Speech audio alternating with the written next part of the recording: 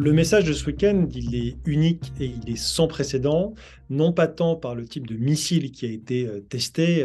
La Corée du Nord a testé ce type de missile, un Hwasong 15, pour la première fois en 2017. Elle l'a refait au printemps 2022. Donc le missile n'est pas nouveau en soi. Ce qui est nouveau, c'est la communication qui est faite autour du missile et autour notamment du lancement, puisque la Corée du Nord annonce que c'est un exercice opérationnel, pour faire simple, sans que les unités aient été prévenues à l'avance. Le dirigeant Kim Jong-un a donné un ordre de lancement et en l'espace de quelques heures, l'unité balistique a été capable de lancer ce missile. Le message de la Corée du Nord, il s'adresse avant tout aux États-Unis, qui est le principal adversaire considéré par Pyongyang, mais également de plus en plus à la Corée du Sud.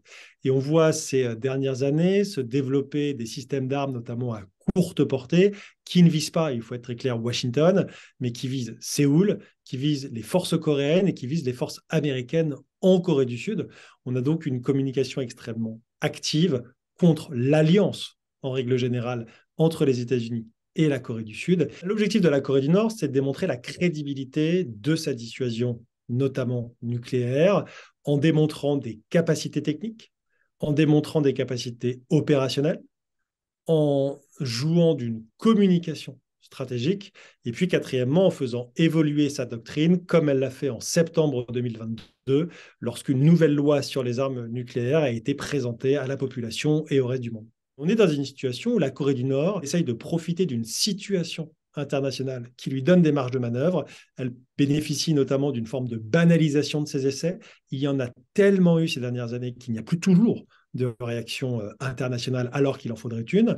Deuxièmement, il y a une forme de diversion avec la guerre en Ukraine et logiquement, les regards notamment européens mais aussi américains sont braqués vers l'Ukraine.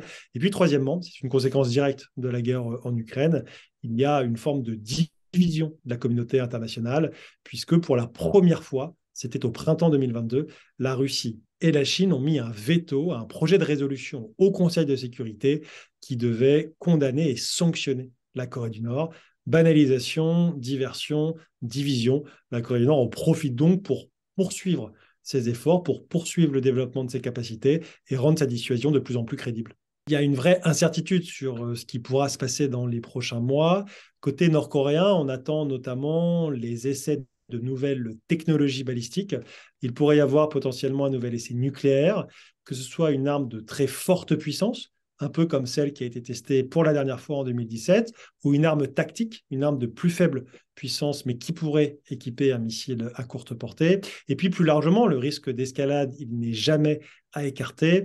On se rappelle par exemple qu'en 2010, il y a maintenant 13 ans, la Corée du Nord avait attaqué une corvette sud-coréenne, causant la mort de quasiment 50 marins sud-coréens, puis avait bombardé une île sud-coréenne, causant la mort de 4 personnes, dont 2 civils. C'était les premiers civils sud-coréens morts depuis la guerre de Corée qui, encore une fois, n'est pas terminée à proprement parler. Il n'y a jamais eu de traité de paix, mais dont les hostilités ont cessé avec l'armistice de Panmunjom en 1953.